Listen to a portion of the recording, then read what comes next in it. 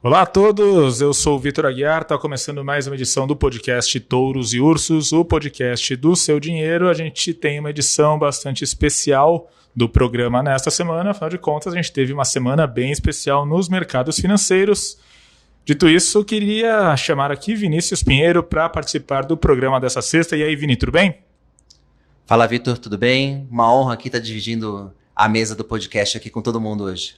Dividindo a mesa, porque também participa do programa desta sexta a Marina Gazzoni. Marina, tudo bom? Tudo bem, Vitor? Pois é, o nosso podcast aqui, o Touros e Ursos, dessa vez os ursos deram um banho para todo mundo aí, mais para urso do que para touro. Bom dia a todos os ouvintes, boa noite, não sei que horas vocês estão ouvindo a gente. E também chamo a Júlia Vilchen para participar da nossa conversa. Júlia, tudo bem? Oi, Vitor, tudo bem? Olá a todos os ouvintes aí do Seu Dinheiro. A gente tem aqui um programa bem movimentado hoje, com 4 representantes aqui da redação do Seu Dinheiro para trazer aí todo o balanço da semana para vocês. Enfim, para abrir o programa desta sexta-feira, eu queria trazer uma citação de um pensador moderno, o pensador Mike Tyson, porque uma vez o Mike Tyson disse que todo mundo tem uma estratégia brilhante até a hora que leva um soco na cara. E os mercados levaram um belíssimo soco na cara nesta semana, mais de um, eu diria. Então, só para passar por cima aqui o que aconteceu com os mercados, a gente viu desde segunda-feira um avanço do coronavírus pelo mundo todo, principalmente na Europa, Itália em quarentena, França também numa situação muito preocupante, Espanha, Portugal, enfim, todos os grandes países lá do velho continente com uma situação muito séria em relação ao coronavírus. Nos Estados Unidos a gente também tem aí um quadro de bastante preocupação, uma incerteza enorme em relação ao número de contaminados, ao número, enfim, de pessoas que podem estar em risco no território americano. A gente tem aí um movimento praticamente global de cancelamento de eventos esportivos, shows, e enfim, qualquer tipo de aglomeração de pessoas está sendo adiada, está sendo prorrogada, está sendo deixada para depois. Como se não bastasse tudo isso, segunda-feira a gente teve um princípio de guerra de preços no mercado de petróleo. Parece que isso foi há um ano, mas não, isso foi segunda-feira. Arábia Saudita e Rússia entraram ali numa queda de braço a respeito do controle do mercado global da commodity e, como resultado, a gente viu o petróleo despencando para níveis próximos a $30 o barril, que são níveis que, só para ter aí uma ideia, não é só como parâmetro de referência. No ano passado, em abril do ano passado, o petróleo estava ali acima dos $70 e nessa semana ele já se aproximou dos $30 o barril. Portanto, um impacto enorme aí para toda a cadeia produtiva global, principalmente para as petroleiras, como a Petrobras. E, no meio disso tudo, né, o que a gente pode dizer sobre o desempenho dos mercados? Então, só passando alguns números. O Ibovespa, por exemplo, a Bolsa Brasileira. Só nessa semana teve 4 circuit breakers. Para quem não sabe, circuit breaker é um mecanismo de defesa do mercado acionário. Quando o principal índice da Bolsa cai mais de determinada porcentagem, no Brasil são 10%, quando o Ibovespa cai 10%, as negociações são paradas. Isso aconteceu 4 vezes só nessa semana, sendo que ontem, quinta-feira, a gente teve 2 circuit breakers no mesmo pregão. Isso só tinha acontecido 2 vezes na história, uma em 2008 e uma em 98. Eu, particularmente, só tinha visto um circuit breaker ao vivo, o circuit breaker do Joesley Day. E desde então, enfim, a gente nunca nem tinha chegado perto de algo assim. Então, né, uma semana atípica, eu diria. No mercado de câmbio, dólar à vista bateu R$ 5,02 ontem no momento de maior tensão. É claro que logo depois ele aliviou um pouquinho, mas a gente teve aí novas máximas sendo atingidas e a gente já tem a moeda americana praticamente se estabilizando perto de um patamar de R$ 4,80. Saldo de estudo para a Bolsa, o Ibovespa passando essa semana já cai mais de 20%. No ano já acumula queda aí perto de 30%. E lá nos Estados Unidos as bolsas americanas também desabaram e, com isso, entraram no chamado bear market, dando fim ao bull market, ao bull market que já durava mais de 10 anos, encerrando o bull market mais extenso da história das bolsas americanas. Enfim, uma semana bastante movimentada, né, gente? Eu acho que tem algumas coisinhas para a gente comentar e é exatamente isso que eu queria ouvir de vocês nesse primeiro momento, né? Júlia e Vini, enfim, né? Como a gente disse, como o Mike Tyson disse, todo mundo tem uma ótima estratégia até levar um soco na cara. Os gestores levaram, sim, um soco na cara. E qual é a estratégia deles agora que eles estão tontos com esse primeiro golpe?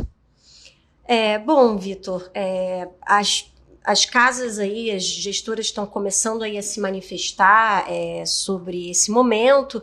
No primeiro momento, eu acho que foi um momento de muito pânico, de muita agitação no mercado. Então, não dava nem para dizer, nem para tentar prever o que ia acontecer pela frente.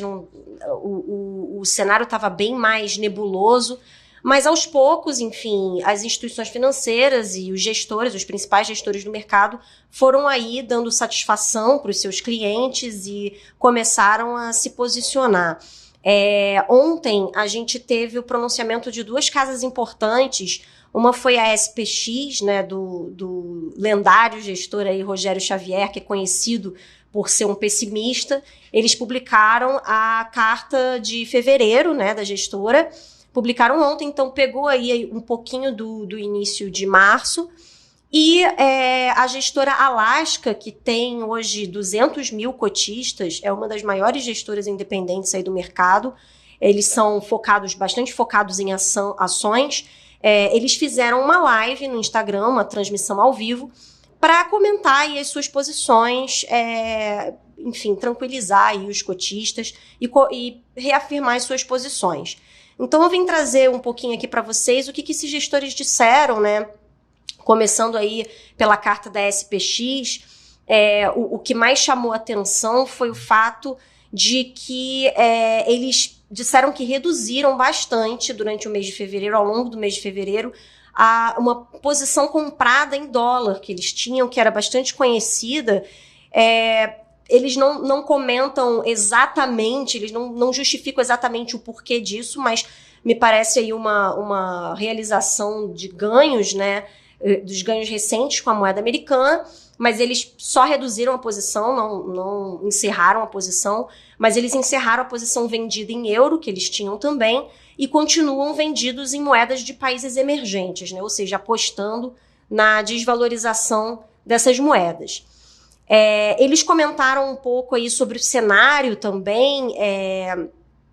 Eles revisaram a projeção de crescimento para o Brasil para 0,9% esse ano, né, prevendo aí um impacto do coronavírus na economia. E eles teve uma citação que eu achei que meio que resumiu o clima da carta, que eles dizem que entraram em março de forma bem diferente do que começaram em fevereiro, agora avaliando a real possibilidade de uma recessão, o quão profunda e duradoura esta seria, além de quem será o próximo presidente americano. Eles colocaram aí no radar para monitorar essa questão das eleições americanas e dizem que estão aí de olho e avaliando a possibilidade real de uma recessão, né, pela frente. Eles também comentaram um pouco sobre os efeitos, né, que o coronavírus pode ter nas cadeias produtivas e falaram um pouco também sobre outras posições além do câmbio, né? No mercado de juros aí, eles estão apostando num corte na taxa Selic na próxima reunião do Copom, aí de 0,25 ponto percentual. A reunião do Copom acontece aí semana que vem.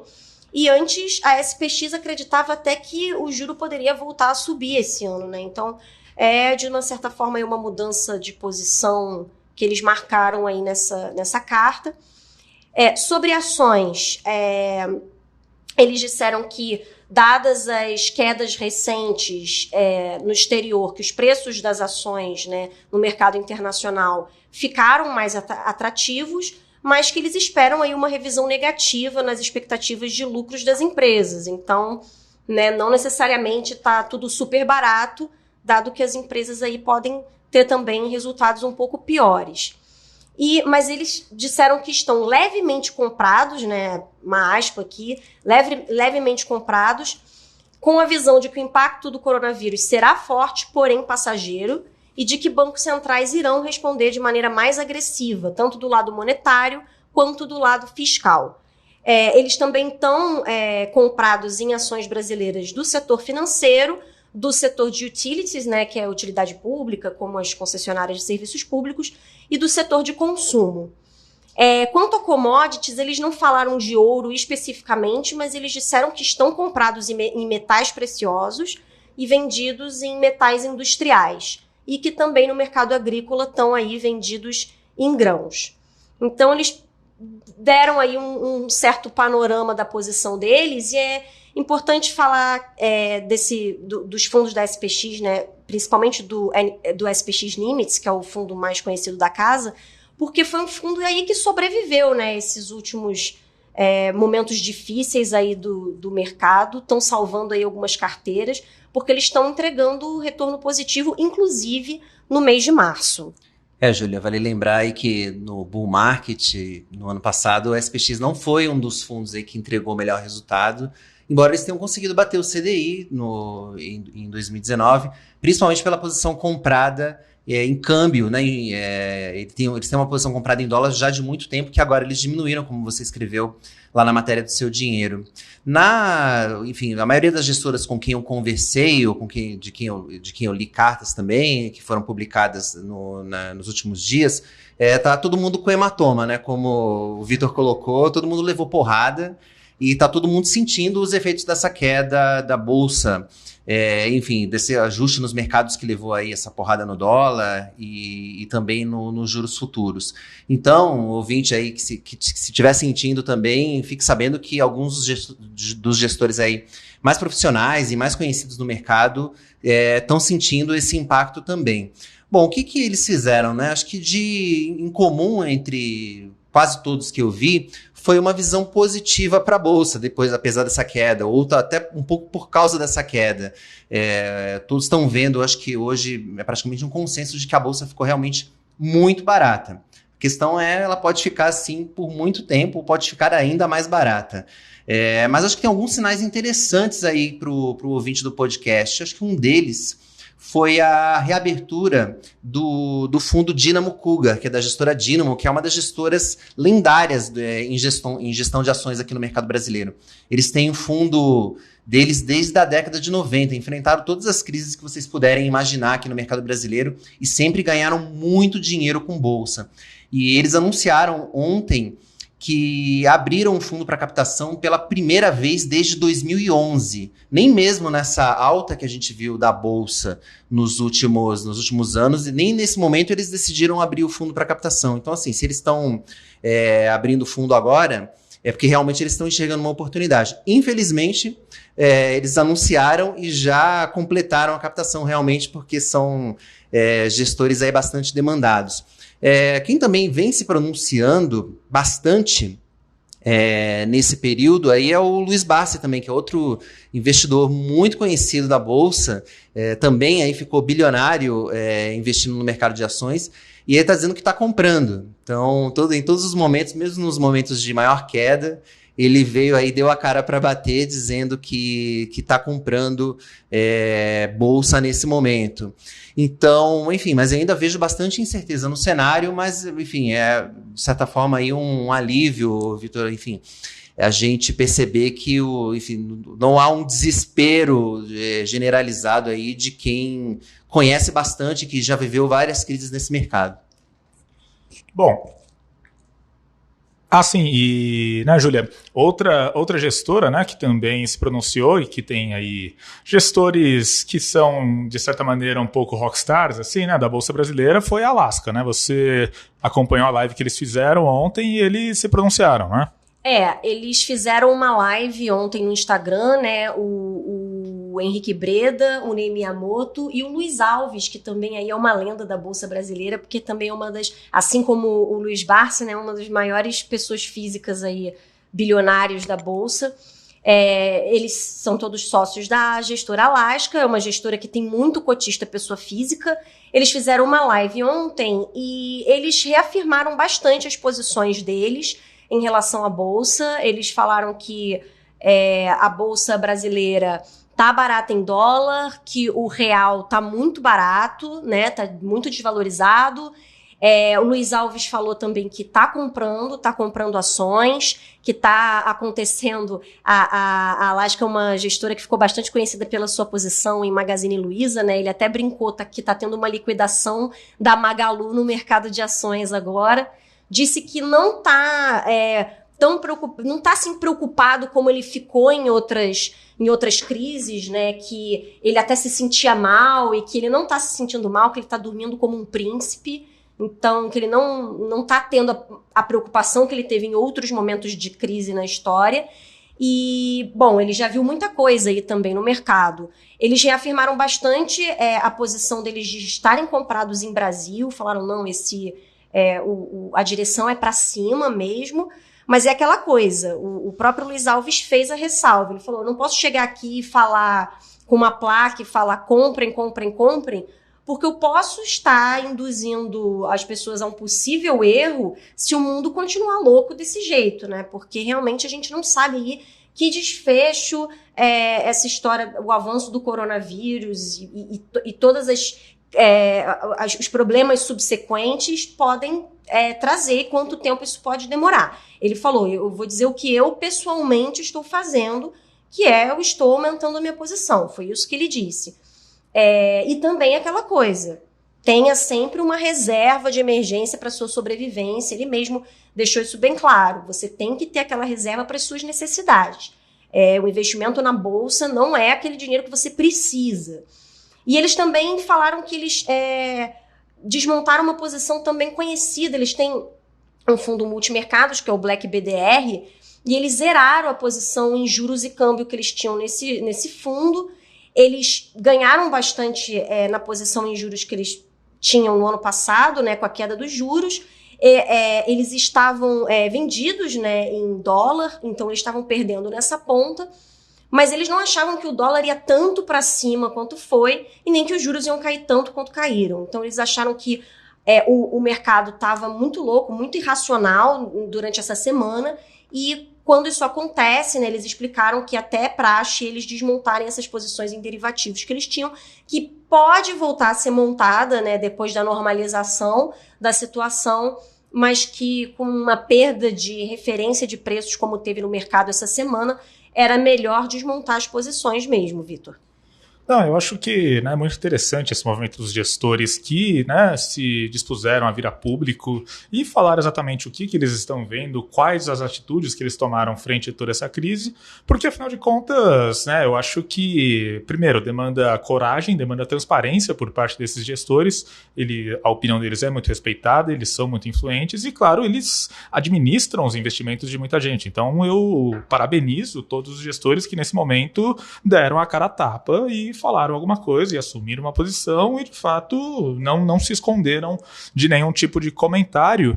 E, na verdade, né, hoje de manhã a gente estava conversando aqui na equipe do Seu Dinheiro, a gente está tentando fazer algo mais ou menos nesse sentido, porque, afinal de contas, é um momento único na história dos mercados, não só aqui quanto lá fora está tudo muito maluco, e, né, o nosso papel enquanto jornalistas, eu acho que é levar a informação e tentar trazer um pouco de luz no meio desse ambiente tão turbulento, né, tão nebuloso. Então, enfim, eu acho que com as informações que a gente tem hoje, né, eu vou querer ouvir a opinião de todo mundo, mas eu vou dizer a minha primeiro, né, seria muito fácil eu passar o microfone e eu falo por último. Então, enfim, né, sobre esse cenário, né, de nebulosidade, é praticamente impossível, né, dizer quando as coisas vão se estabilizar, porque, ainda não tem nenhum tipo de modelagem matemática científica que permita dizer que, a partir de tal data o avanço do coronavírus vai diminuir, ou enfim, a gente não sabe exatamente em que pé está o desenvolvimento aí de uma vacina ou de uma medida de saúde pública que possa combater a disseminação do vírus. Então, quanto a isso, realmente a gente fica igual todo mundo, né? Só meio que à mercê do movimento, né? Das atualizações do vírus e do ponto de vista da guerra do petróleo, né? A guerra talvez seja um termo muito forte, mas digamos que a crise do petróleo, Isso aparentemente é uma questão direta, um atrito direto entre a Arábia Saudita e a Rússia. E aí agora é uma questão de ver qual dos dois pisca antes, né? A gente está numa espécie de duelo do Velho Oeste, os dois, um de frente para o outro, quem saca a arma primeiro, quem, né, cede primeiro na questão dos preços. Pode ser que nesse fim de semana a gente tenha uma novidade, o barril do petróleo se recupere. Pode ser que nesse fim de semana a gente tenha uma notícia ainda pior e as coisas piorem ainda mais na semana que vem. E eu digo isso tudo para chegar a qual conclusão? As minhas conclusões, pessoalmente, são, número 1, é preciso sim que todo mundo tenha opções defensivas na carteira e aumente as posições defensivas, porque afinal de contas a gente está num momento muito difícil.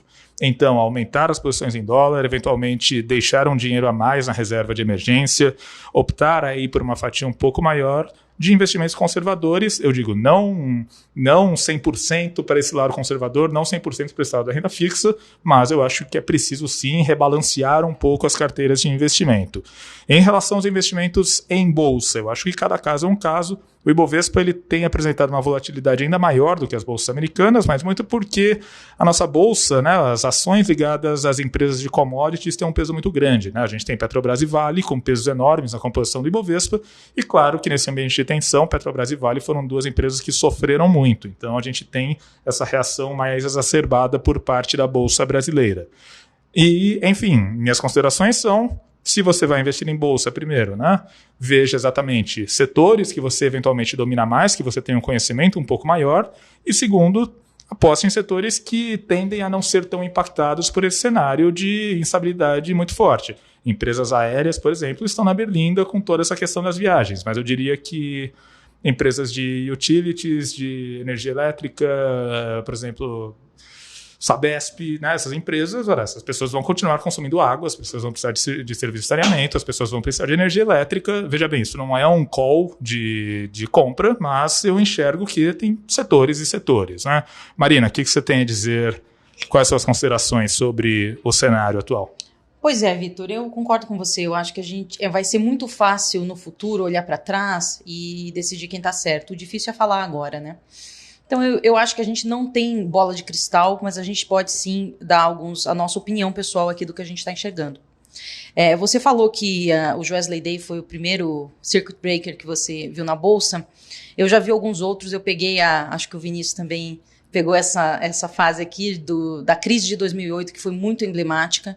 E eu acho que como não temos paralelo para comparar com o que está acontecendo agora, eu acho que talvez dê para a gente olhar, sim, lá atrás um pouquinho do que aconteceu em 2008 e ter uma ideia de como que funciona uma crise, o que não quer dizer que vai ser igual. Mas lá em 2008 eu lembro muito bem que a gente estava num momento, assim, foi muito rápido olhando para trás também. A gente teve um momento ali de pico na Bolsa, na época, da ordem aí de 73 mil pontos, lá por maio, quando a gente teve o grau de investimentos no Brasil, né? E em setembro, o mercado mudou completamente com a quebra do banco Lehman Brothers e o mercado foi ladeira abaixo. Para vocês terem uma ideia, o pior cenário foi o dia 27 de outubro, que a Bolsa chegou a 29 mil pontos. Então, se você for ver aí, foi uma queda da ordem de 60%. Então, se você comparar um pouquinho o que aconteceu aquela vez com o que aconteceu hoje, a gente já teve sim uma queda muito expressiva na Bolsa e tem gente que já está achando que está barato e é hora de comprar. Mas isso não proíbe que, digamos assim, a Bolsa caia ainda mais. Ou seja, a gente inclusive tem precedente histórico para isso. Agora, o que aconteceu, né, no ano seguinte, para a gente ter uma ideia aí do tamanho da recuperação? Um ano depois desse dia que eu falei, que foi 27 de outubro de 2008, em 2009, a Bolsa já estava valendo o Ibovespa aí 63 mil pontos, ou seja, já era mais que o dobro aí dessa baixa que ela teve, uma valorização ainda em relação ao ano foi excelente para quem entrou em 2009, mas ainda um pouquinho abaixo do pico ali em 2008. Então, o que eu estou olhando? Acho que assim, temos uma crise, é fato, não é um voo de galinha, o coronavírus ele vai afetar a economia real. O que a gente tem que olhar agora são quais setores serão mais afetados, quais empresas de fato vão ter essa parada técnica na economia transformada em prejuízo, porque o Vitor lembrou bem o setor aéreo, mas as pessoas que não viajam em janeiro, você não tem como duplicar um avião, aquele dia perdido, ele não tem como ser uma receita recuperada pela empresa no dia seguinte, então vai ser prejuízo mesmo no balanço, isso vai afetar. E eu acho que agora precisa ser feita essa análise. Agora sim, estamos num momento de pânico e eu acho que de alguma forma há um exagero em alguns casos e isso pode sim ser uma oportunidade para as pessoas. Eu acho que é um grande teste para quem está entrando na Bolsa agora. A gente viu aí o número de brasileiros, né, pessoa física, aumentar muito na Bolsa com essa alta que a gente viu desde a última eleição presidencial. E eu acho que nem todo mundo tem estômago para eventualmente acontecer o que aconteceu em 2008, né? Que é eventualmente ver o preço das suas ações e, consequentemente, o seu dinheiro cair 60%. Então, eu acho que agora é uma reflexão para todo mundo de o quanto você aguenta o risco, porque enquanto entrar na Bolsa ele significava uma oportunidade de ganhar dinheiro, estava todo mundo muito animado, mas agora que ela é uma oportunidade real de perder dinheiro, eu acho que tem gente que simplesmente não tem condicionamento cardíaco para isso, e eu acho que está tudo bem. Agora, o que eu estou olhando, obviamente não é uma recomendação para ninguém, mas é a minha opinião pessoal. Eu acho que tem algumas coisas muito baratas. Eu, pessoalmente, eu até escrevi na newsletter que quando caiu ali na terça-feira, eu fiz uma compra de BOVA11, que é o ETF, né, que replica o Ibovespa. Poxa, Marina, então você se deu mal, porque na sequência caiu mais. Não necessariamente, eu acho que agora é essa, assim, quem tem uma exposição pequena em bolsa e está a fim de assumir esse risco e pensa no longo prazo, você nunca vai saber quando que vai terminar de cair. Então, se você está a fim de aproveitar a maré baixa, é aquilo, você vai comprar e talvez vai cair um pouquinho mais, vai subir um pouquinho menos, e faz parte do jogo. Então, eu acho que cada um tem que agora fazer uma reflexão do quanto aceita ficar exposto em bolsa, tem que olhar sua própria carteira, sua própria condição pessoal. Quem está pensando no curto prazo é melhor cair fora e nem sonhar em entrar na bolsa. Eu acho que não faz sentido para quem precisa do dinheiro diante da incerteza que a gente vê. Agora, quem está pensando no longo prazo, eu acho que é uma hora de você realmente fazer uma análise, olhar o que está barato e se tiver interesse, se tiver estômago para isso e tiver pensando no longo prazo, talvez seja sim um momento para entrar. Minha opinião. Não sei o que você acha, Vinícius. Marina, você lacrou aí. Tem pouco para acrescentar depois do que você falou. Mas, para citar outro filósofo, já que o Vitor citou o filósofo Mike Tyson, vou citar o filósofo Galvão Bueno, porque é teste para cardíaco, assim. A Bolsa agora, nesses dias e nas próximas semanas, talvez meses, vai ser teste para cardíaco. Hoje a gente está vivendo aí uma forte alta do mercado. A gente está aí agora no momento que a gente está gravando aqui o podcast, 10% de alta para o Ibovespa. Nada impede que, dependendo do que acontecer no fim de semana, a gente devolva esses 10 e a gente entre num novo circuit breaker. A gente não consegue prever o futuro aqui. E até por isso, eu acredito que quem quiser ou quem tiver disposto a encarar esse teste, não tente adivinhar qual é o fundo do poço, porque, enfim, isso não é possível. Seria assim, seria fazer uma simples previsão do futuro e eu não acredito que isso seja possível. É o que a Marina falou, acho que quem está entrando na Bolsa agora, ou quem já estava, precisa ter visão de longo prazo. O cenário de longo prazo para o Brasil, uma vez aprovadas as reformas, é um cenário positivo. As maiores empresas do Brasil que estão listadas na Bolsa vão ganhar dinheiro, né, nos preços atuais. Não consigo imaginar. E eu que cubro até bancos mais de perto, eu jamais imaginaria ver Itaú nos preços que está agora, mesmo Bradesco, Banco do Brasil. Realmente os preços estão baratos, mas podem ficar ainda mais. Então, o que eu também recomendaria para as pessoas que estão ouvindo a gente é para não tentar pegar a faca caindo. Assim, se você quer tentar adivinhar o momento certo, é a receita certa para o fracasso. Não sei se a Júlia também concorda ou discorda? Olha, não, eu concordo com o que vocês falaram. Eu só queria acrescentar a importância aqui da diversificação, né? Eu estou até dando uma olhada na minha carteira agora que eu não pude olhar muito essa semana e que os acontecimentos não permitiram. A gente fala de investimentos, mas às vezes a gente cuida do investimento dos outros e não consegue nem olhar para os nossos, né? Mas é bom que às vezes impede a gente de fazer algumas besteiras, por exemplo, ficar em pânico junto com o resto do mercado. Mas eu fico pensando assim na importância da diversificação também nesse momento, né? Porque investimento não é só bolsa. Como o Vitor falou, é importante aí dar uma reforçada para quem não tem ou para quem tem pouco na carteira em proteções como dólar e ouro. É importante ter reserva de emergência robusta, é importante ter renda fixa, é importante ter fundos multimercados dos otimistas e dos pessimistas também. Como eu falei antes, o SPX Limites, por exemplo, tem sobrevivido aí a esses momentos muito difíceis de mercado, e eu tenho a felicidade de ter uma parte do meu patrimônio no espelho do Nimitz e deu uma salvadinha na minha carteira junto com o meu fundo de ouro.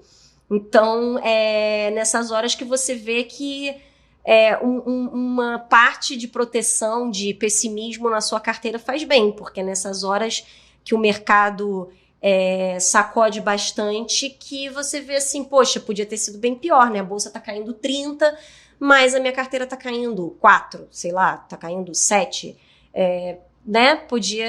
Eu podia estar caindo muito mais e não tá tão ruim assim. Então, ter a diversificação, ter aquelas boias, né? Aquela rede de proteção ali para segurar as pontas nesses momentos é importante. E, bom, eu queria só acrescentar uma coisa, antes da gente partir para o próximo tópico, é que a gente está falando muito do contexto externo, coronavírus, crise do petróleo, etc, etc, etc, mas aqui dentro a gente também teve, sim, noticiário muito pesado para os mercados. A gente teve aí mais episódios nessa queda de braço entre o governo e o Congresso, que culminou aí com o veto do Congresso Aliás, o Congresso derrubou o veto que o presidente Jair Bolsonaro tinha imposto ali na elevação do piso do chamado BPC. E, enfim, resumindo um pouco a ópera, com esse veto tendo sido derrubado, agora a gente tem um gasto adicional de cerca de 20 bilhões de reais por ano ao orçamento, o que, é claro, coloca em risco ali a questão do próprio teto de gastos público e também o próprio ajuste fiscal, né, o tema que a gente vem batendo muito na tecla desde o ano passado. Então, somado a todo esse fator aí, todo esse cenário externo de muita negatividade, a gente também teve uma camada extra aqui de pessimismo gerado com o noticiário de Brasília. Bom, dito tudo isso, né, dito as nossas leituras, as nossas percepções, eu também queria, né, falar um pouco sobre como é que essa crise toda ela, né, se transporta para o mundo real, né? Porque me parece que as pessoas elas estão no momento preocupadas em duas frentes, né? Tem a frente da própria saúde pública, né? Afinal de contas, ninguém quer pegar um vírus novo que ainda não tem uma cura muito bem estabelecida. E as pessoas também veem ali os números do mercado financeiro, bolsa desabando, dólar disparando, etc. Mas existe um fator vida real, vida prática, economia real, que também pode ser afetado por todo esse ambiente, né, Marina? Pois é, Vitor, a gente está falando aqui do mercado, mas sim, a economia real ela vai ser afetada. Eu acho que não é mais uma questão de pode, é uma questão de quanto. Como que isso vai atingir as pessoas, digamos assim, normais, quem não está no mercado? Basicamente é o seguinte, a gente está vendo aí um pânico por conta do coronavírus e com isso você já tem aí empresas liberando funcionários para ficar em home office, você tem aí decisões como a do Trump, que chegou a proibir os voos da Europa para os Estados Unidos, você tem muita gente que ia viajar, que desistiu, então você imagina a situação de uma empresa aérea, de uma agência de viagens, de um hotel, esse pessoal todo, ele tinha uma receita que ele estava contando, né, uma receita esperada, que não vai se concretizar. A gente vê a situação de várias empresas revisando projeções. Lá fora a gente viu, por exemplo, muita gente que tem negócio relevante na China, Apple, Starbucks, já como ninguém está saindo de casa, ninguém está indo no shopping, eles já fizeram uma projeção de venda menor, e isso está acontecendo aqui no Brasil também. Então, a primeira empresa grande, né, dessas do Ibovespa, que admitiu que não vai bater meta, foi a Azul Linhas Aéreas. Ela já disse que tudo que ela propôs ali de guidance não vai acontecer, não quis propor nada para esse ano, porque não tem como saber. Agora, isso vai pegar, digamos assim, as empresas pequenas também, né? Você imagina um pequeno comércio, um pequeno restaurante, com as pessoas não saindo de casa, o que vai acontecer com esse pessoal, né? Eles não vão ter uma receita, isso com certeza vai pegar. A gente deve sim ver uma crise de crédito por conta disso, se essa situação se tornar muito grave. E aí, como que você sai do problema do coronavírus para a crise de crédito? É justamente isso. Se as empresas elas tiverem uma queda de receita, que deve acontecer aí por conta da queda da demanda, da queda do consumo, tem muita gente que está endividada, muita gente que está com o caixa curto. E aí você imagina o pequeno comércio que eu citei. Não vai ninguém na sua loja, mas você tem ali que pagar o aluguel, você tem que pagar o salário dos funcionários, então você tem um custo, mas você vai ter uma receita muito menor. Com isso você gera aí um rombo de caixa que pode sim, quem não tiver um dinheirinho guardado, a sua reserva de emergência aí corporativa, digamos assim, quem não tiver isso vai talvez precisar recorrer a um banco, um crédito caro ou eventualmente até pedir ajuda, fechar as portas numa situação máxima. E vale para as grandes empresas também, né? A gente sabe aí que muitas delas não têm necessariamente uma situação de endividamento saudável. Muitas têm endividamento em dólar, então com essa alta do dólar, a situação do endividamento de algumas empresas brasileiras deve sim piorar. E tem toda a situação da própria cadeia do petróleo, né, que eu acho que também é uma forma da economia real ser afetada. Você tem aí uma queda no preço do petróleo que pode inviabilizar a produção de algumas áreas. Então, fala-se muito do gás de xisto nos Estados Unidos, que eventualmente com um preço muito baixo para o petróleo, ele pode se tornar inviável. E se você tiver uma petroleira quebrando ou mesmo reduzindo os seus negócios, você tem toda uma cadeia envolvida de fornecedores que com certeza vai sentir também, né? Então a gente pode ver isso chegando para esse pessoal, que claro, no limite é a redução de emprego, renda, que retroalimenta a economia como um todo. Então assim, esse é um cenário que parece catastrófico. Eu acho que precisa pontuar isso, assim, é fato que vai acontecer em alguma medida, não sabemos quanto, porque depende quanto tempo as pessoas vão ficar trancadas dentro de casa sem sair por conta do coronavírus, quanto tempo que a Europa vai ficar parada, mas eu acho que sim, a gente precisa contar com esse cenário. A questão eu acho que é o grande número que está na mesa é o quanto que isso vai ser afetado. A gente já tem aí alguns bancos reduzindo a projeção de crescimento da economia brasileira para algo aí mais perto de 1%. Então, a recuperação da economia que todo mundo está sonhando, ela com certeza vai ser impactada aí por conta dessa turbulência do coronavírus. Bom, só para encerrar aqui o programa dessa sexta-feira, eu queria partir também para o lado do mercado de juros, né? Porque, enfim, a gente tem a decisão do Copom na semana que vem e agora o mercado já não sabe mais exatamente, depois de tanta oscilação, depois de tanto sobe, tanto desce, tá bom, tá ruim, tá péssimo, e agora, meu Deus do céu. Né, enfim, é uma certa indecisão. Acho que tem um ponto de interrogação enorme no lado do Copom. Me parece que vai ser uma das decisões mais interessantes aí dos últimos meses. E, enfim, Vini, você que acompanhou o mercado de juros um pouquinho mais de perto, queria só ouvir uma palavra sua, assim, o que o mercado está vendo nesse momento em relação ao mercado de juros, em relação à Selic, e depois também queria ouvir da Júlia, falando já no assunto de juros, de mercado de juros, também o que aconteceu sobre o Tesouro Direto, que geralmente é a reserva de emergência, e enfim, um comentário do papel do Tesouro Direto nessa semana. Olha, Vitor, de todos os movimentos que aconteceram nessa semana nos mercados, na Bolsa e no câmbio, o que mais me surpreendeu foi o do mercado de juros. Eu já esperava, acho que todos nós aqui esperávamos que realmente a Bolsa ia cair diante dos acontecimentos de domingo com o petróleo e toda a questão do coronavírus, impactos na economia. Parece que é meio claro, essa relação, assim como a alta do dólar, que também é um ativo de proteção. Mas, com esses impactos do coronavírus na economia, eles acabam afetando aí a atividade econômica e, por consequência, acaba provocando um impacto de baixa na inflação. Eu, particularmente, esperava que os juros ficassem mais comportados no mínimo ali, que poderiam até não cair, mas ficassem até um pouco mais comportados. Mas o que aconteceu foi um verdadeiro choque no mercado de juros nessa semana, né? Não sei se o ouvinte está familiarizado, mas os investidores negociam ali na B3, na antiga BMF, contratos de juros futuros. Eles ficam ali apostando quais vão ser os próximos movimentos do Banco Central.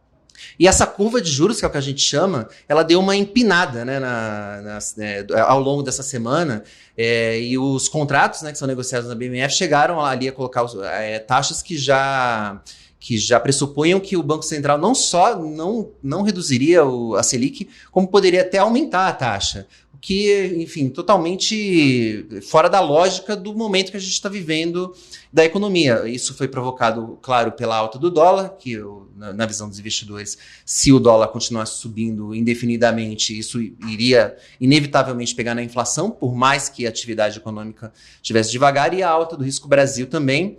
E para colocar a cereja nesse bolo, também a gente teve a questão do Congresso, como você colocou essa semana, né, ao derrubar o veto do presidente Jair Bolsonaro.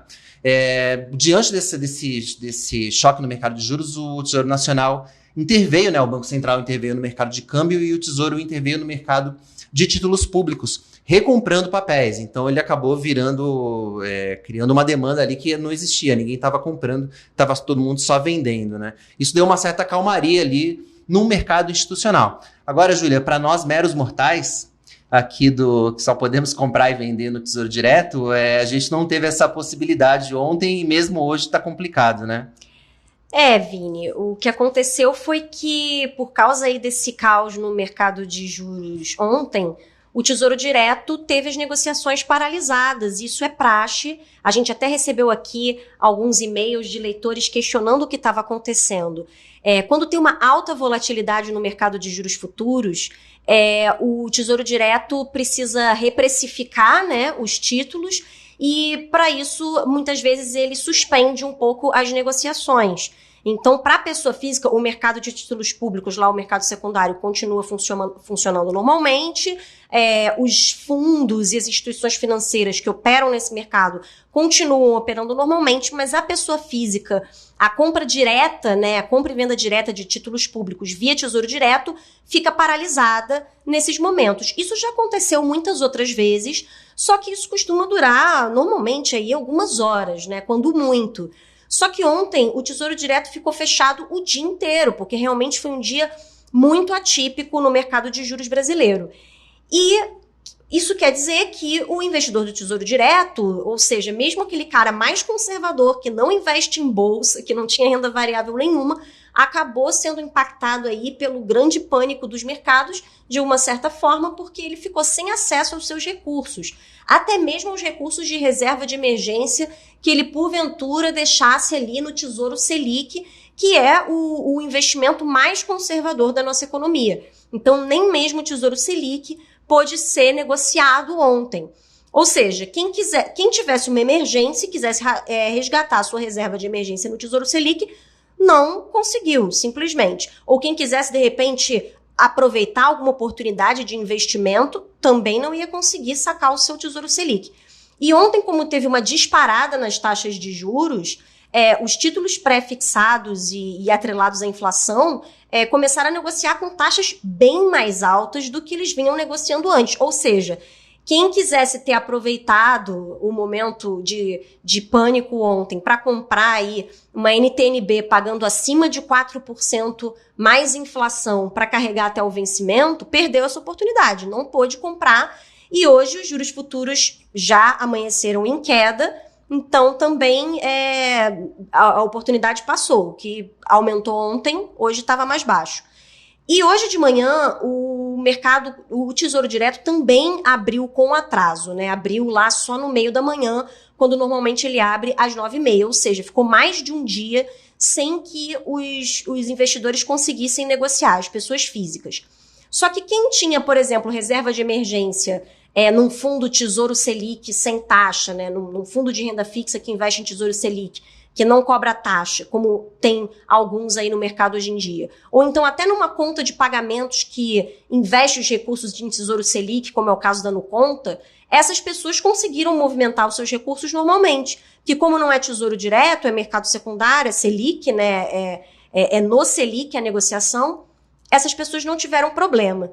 Só que o Tesouro Nacional anunciou hoje à tarde uma novidade, né? Porque devido a esse problema que aconteceu ontem, muitos investidores reclamaram, inclusive com o próprio Tesouro Nacional. eles anunciaram que a partir de agora, quando o Tesouro Direto ficar suspenso para reprecificação, atualização de taxas, né, durante aí o horário de negociação, como aconteceu ontem, mesmo assim, a negociação de Tesouro Selic, que é o título atrelado à taxa básica de juros, a Selic, vai continuar ocorrendo normalmente. Ou seja, quando o Tesouro Direto for suspenso por causa dessa alta volatilidade no mercado de juros, os prefixados, os títulos atrelados à inflação não vão ser negociados, né, nesse momento de paralisação, mas o Tesouro Selic vai continuar sendo negociado. Ou seja, o Tesouro Nacional diz que quem tem a reserva de emergência no Tesouro Selic não vai ficar sem acesso a ela, caso uma situação atípica como ontem volte a ocorrer, Vitor. Bom, com isso a gente coloca um ponto final nessa edição especial do podcast Touros e Ursos. Semana foi muito intensa, semana foi muito movimentada. A expectativa é que os próximos dias continuem também aí muito voláteis. Então é claro que a gente vai acompanhar tudo de perto nos próximos dias, sempre trazendo aí as informações em tempo real, as informações atualizadas para todos os nossos leitores, os nossos ouvintes. Vini, muito, muito obrigado pela participação. Tchau, gente. Obrigado. Cabeça no lugar, hein? Marina, muito, muito obrigado também por estar conosco aqui nesta sexta-feira. Eu aqui agradeço e que semana que vem seja melhor. Júlia, muito obrigado também por estar aqui conosco no podcast Touros e Ursos. Obrigada, Vitor, e um abraço aí para todos os nossos ouvintes. Pessoal, um abraço, até semana que vem. Sexta-feira a gente está de volta com mais um programa. Bom fim de semana para todo mundo.